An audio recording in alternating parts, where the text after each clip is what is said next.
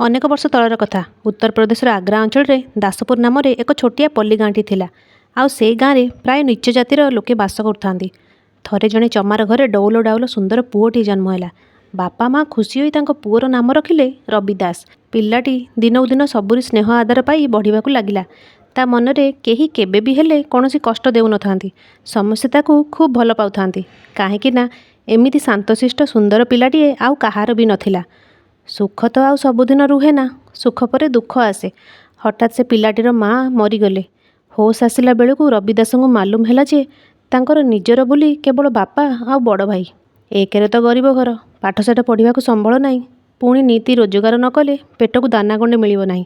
ବାପା ଭାଇ ଜୋତା ତିଆରି କରି ଚଳନ୍ତି। ସେ ରବି ଦାସ ମଧ୍ୟ ତାଙ୍କ ବାପା ଭାଇ ସହିତ ମିଶି ଜୋତା ତିଆରି କରେ। ସପ୍ତାହରେ ଥରେ ସେମାନେ ବଜାରକୁ ନେଇ ଜୋତା ବିକନ୍ତି ଏବଂ ସେଥିରେ ସପ୍ତାହକ ପାଇଁ ଖାଦ୍ୟ ଜିନିଷ ଏବଂ ଅନ୍ୟାନ୍ୟ ସରଞ୍ଜାମ କିଣି ଆଣନ୍ତି। ରବିକୁ 12-13 ବର୍ଷ ହୋଇଯିବାରୁ ଥରେ ତାର ବାପା ତା ହାତରେ କିଛି ଜୋତା ଦେଇ ବଜାରକୁ ପଠାଇଲେ। ରବି ଦାସ ବଜାରକୁ ଯିବା ସମୟରେ ଦେଖିଲେ ଜଣେ କାଠୁରିଆ ଖୁବ୍ କଷ୍ଟରେ ଛୋଟେଇ ଛୋଟେଇ ଚାଲୁଥାଏ। କାରଣ ତା ପାଦରେ ଜୋତା ନଥିବାରୁ କଣ୍ଟା ଫୁଟି ରକ୍ତ ଝରୁଥାଏ। କାଠ ଗୋଟାଇ ତାକୁ ସେ କାଠୁରିଆ ବିକି ଚଳେ। ତାର ପଇସା କାହିଁ ଯେ ସେ ଜୋତା କିଣିବ। ରବି ଦାସ ସେ କାଠୁରିଆର ଦୁଃଖ ସହି ନ ପାରି ତାକୁ ଜୋତା ହଳେ ଦେଇଦେଲା। ବାପାଙ୍କୁ ହିସାବ ଦେବା ସମୟରେ କିଛି ବି ନ ଲୁଚାଇ ରବି ଦାସ ସବୁ ସତ କଥା କହିଲା। ବାପା ପୁଅର ଏଭଳି ଦୟାଳୁ ସ୍ୱଭାବ ଜାଣି ତା ଉପରେ ଭାରି ଖୁସି ହେଲେ। ତାର ଭାଇ କିନ୍ତୁ ଭାରି କଡ଼ା ସ୍ୱଭାବର। ତେଣୁ ସେ ସିଧା କହିଦେଲା, ଆଉ ଏମିତି କଲେ ତୋର ଖିଆପିଆ ସବୁ ବନ୍ଦ। ରବି ଦାସ ତ ସମ୍ପୂର୍ଣ୍ଣ ନିର୍ବିକାର। ଥରକୁ ଥର ସେ ଏମିତି ଦୟାକରି ଲୋକଙ୍କୁ ଜୋତା ଦେଇଦେଲା। କାହାକୁ ପଇସା ବି ଦେଲା। ତାଙ୍କ ବାପା ଭାଇ ଭାବିଲେ ରବିକୁ ତ ବୟସ ହେଲାଣି, ତେଣୁ ତାକୁ ବିବାହ କରିଦେଲେ ସେ ସବୁ ଠିକ୍ ବୁଝିପାରିବ। ଏଣୁ 16 ବର୍ଷ ବୟସରେ ରବି ଦାସର ବିବାହ କରିଦେଲେ। ତଥାପି ତାର ସ୍ୱଭାବ ବଦଳିଲା ନାହିଁ। ଯେତେ ବୁଝାଇଲେ ମଧ୍ୟ ସେ ବୁଝିଲା ନାହିଁ। କାହାକୁ ଅଧା ଦାମରେ ଜୋତା ଦେଇଦେଲା ତ କାହାକୁ ପଇସା ଦାନ କଲା।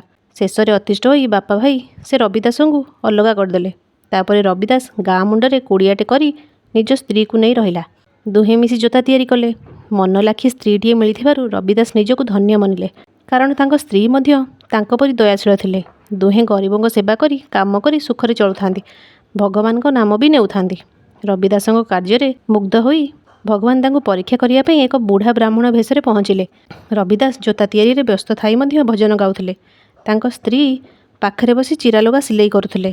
ରବି ଦାସ, ତୁମ ସେବା ଭାବରେ ସମସ୍ତେ ମୁଗ୍ଧ। ତମେ ଖୁବ୍ ଗରିବ, ବହୁତ କଷ୍ଟ କରୁଛ।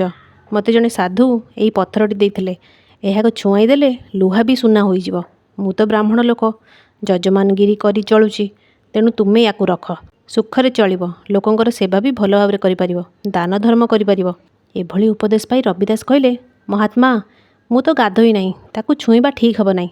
ଆପଣ ତାକୁ କନାରେ ଗୁଡ଼ାଇ ମୋ ମୁଣ୍ଡ ଉପରେ ଏଇ ଚାଳରେ ଖୋସି ଦିଅନ୍ତୁ। ମୁଁ ଗାଧୋଇ ସାରି ତାକୁ ନେଇ ଯଥାସ୍ଥାନରେ ରଖିବି। ବ୍ରାହ୍ମଣ ରୂପୀ ଭଗବାନ ସେଇଆ କରି ଚାଲିଗଲେ। ଅନେକ ବର୍ଷ ବିତିଗଲା। ରବି ଦାସଙ୍କର ବୟସ ବଢ଼ିଲା। ଦାଢ଼ି ବାଳ ବି ତାଙ୍କର ପାଚି ଆସିଲା। ପିଲାଛୁଆ ସ୍ତ୍ରୀକୁ ଧରି ସେମିତି ସେ କାମ କରି ଚଳୁଥାନ୍ତି। ଗରିବଙ୍କ ସେବା ବି କରୁଥାନ୍ତି।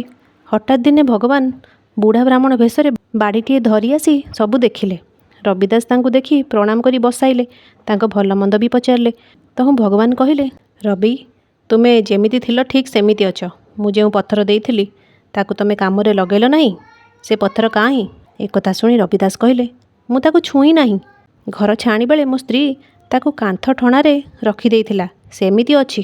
ସବୁ ଶୁଣି ଭଗବାନ କହିଲେ, ତମେ ସୁବର୍ଣ୍ଣ ସୁଯୋଗ ହରାଇଦେଲ। ଚାହିଁଥିଲେ ତମେ ତ ଖୁବ୍ ଧନୀ ହୋଇପାରିଥାନ୍ତ।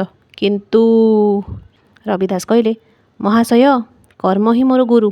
କର୍ମ ହିଁ ଭଗବାନ। ଆଶା ରଖି ମଣିଷ ବଡ଼ ହେବାକୁ ଇଚ୍ଛା କରିବା ଉଚିତ ନୁହେଁ। ନିଜର କର୍ମ ହିଁ ମଣିଷକୁ ବଡ଼ କରେ। ମୁଁ ପରିଶ୍ରମ କରୁଛି। ମୋର ଝାଳ ବୁହା ପରିଶ୍ରମ ହିଁ ମୋତେ ସୁଖ ଦେଇପାରୁଛି। ତେଣୁ ମୋର କାହାକୁ ବି ଡର ଭୟ କିଛି ନାହିଁ। ପରିଶେଷରେ ଭଗବାନ ରବି ଦାସଙ୍କୁ ପ୍ରଣାମ କରି କହିଲେ, ରବି, ମୁଁ ତୁମ ପାଖରେ ହାରିଗଲି। ତମେ ହିଁ ମୋର ଗୁରୁ ହୋଇଗଲ। ରବି ଦାସ ଜଣେ ମହାନ ସନ୍ଥ ଭାବରେ ଯୁଗ ଯୁଗ ଅମର ହୋଇ ରହିଛନ୍ତି। ସାଙ୍ଗମାନେ, ରବି ଦାସ ଯାହା କହିଲେ ସତ କହିଲେ। ଆମେ ଆଶା ରଖି ଯେଉଁ କାମ କରିଥାଉ ସେହି କାମରେ ସବୁବେଳେ ଆମକୁ ସଫଳତା ମିଳିନଥାଏ। ପରିଶ୍ରମ କରି ନିଜର କର୍ମ କରି ଯେଉଁ କାମ ଆମେ କରିଥାଉ ସେଥିରେ ଆମକୁ ସଫଳତା ନିଶ୍ଚୟ ମିଳିଥାଏ। ତ ସାଙ୍ଗମାନେ, ଯଦି ଗପଟି ଭଲ ଲାଗିଥାଏ ତାହେଲେ ଲାଇକ୍, ସେୟାର, ସବସ୍କ୍ରାଇବ୍ ନିଶ୍ଚୟ କରିବେ। ଜୟ ଜଗନ୍ନାଥ।